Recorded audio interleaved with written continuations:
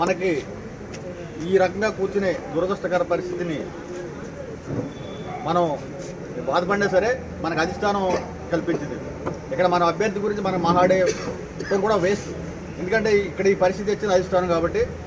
అసలు ఈ పరిస్థితికి ముందుగా మనం 16 నెలల క్రితం మనకు వినికిడి వినిపించి అభ్యర్థి ఇన్ఛార్జిని మారుస్తున్నారని తెలిసి మనందరం వెళ్తే అభ్యర్థి ఇన్ఛార్జ్ మారుస్తున్నారు ఎవరు చెప్పారు మీకు అని అధిష్టానం మనం ప్రశ్నించి అటువంటి ఏం జరగట్లేదు, మీకు ఎవరు చెప్పారు రూమర్స్ నమ్మొద్దని చెప్పి మనం బయట రాగానే అర్ధరాత్రి జగన్ గవర్నమెంట్ అర్ధరాత్రి జీవోలు తీసుకొస్తున్నా విమర్శించే మనమే అర్ధరాత్రి మనం ఇక్కడ ఇన్ఛార్జిని పాటించే దుస్థితికి మన తెలుగుదేశం పార్టీని తీసుకెళ్ళారు.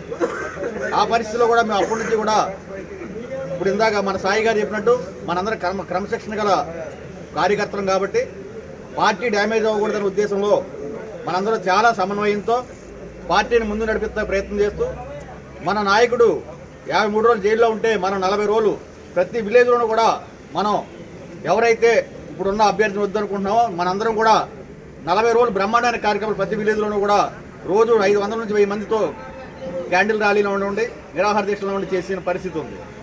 ఆ పరిస్థితులు అంటే మన పార్టీకి ఎంత నిబద్ధతలో తెలియజేశాం.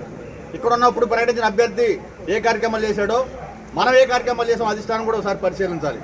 అంతేకాకుండా ఇప్పుడున్న అభ్యర్థి అంతకుముందు ఉన్న మన ఎక్స్ ఎమ్మెల్యే అవనివ్వండి, ఆయన ఇన్ఛార్జ్గా ఉండి బ్రహ్మాండంగా పనిచేస్తున్న తరుణంలో పోనీ ఆయన మీద నిజంగానే ఆయన మంచోడు కాదనుకుంటే ఇప్పుడు కొవ్వూరు పట్టుకెళ్ళి ఎవరు కదా ఆయన్ని, అంటే ఆయన ఇన్ఛార్జిగా అసమర్థుడా, ఎమ్మెల్యేగా తప్పులు చేశాడా, ఏమి ఆలోచించకుండా ఆ రోజున మన యొక్క అధిష్టానం కొన్ని తప్పుడు నిర్ణయాలు తీసుకుంది.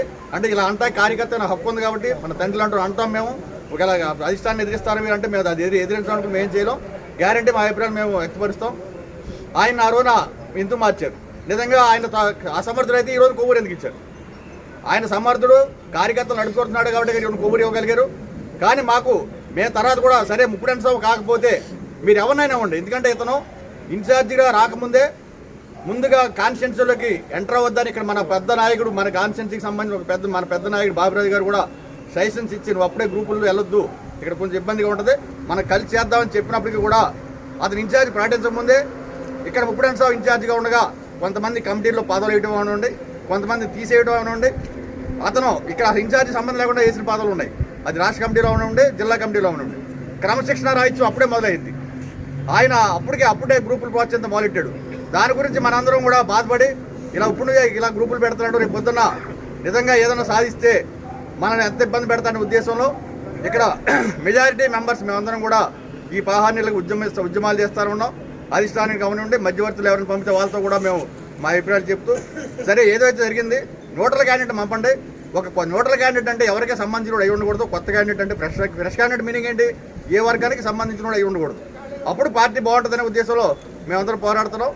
రీసెంట్గా కూడా ఈ అభ్యర్థిని ప్రకటించే ముందు కూడా మన పెద్ద అధినాయకులు మన జిల్లాకు సంబంధించిన ఒక పెద్ద నాయకుడితో నేను ఆల్రెడీ అతను చెప్పేశాను లేదని అనే విషయాన్ని కూడా తెలియజేయడం జరిగింది.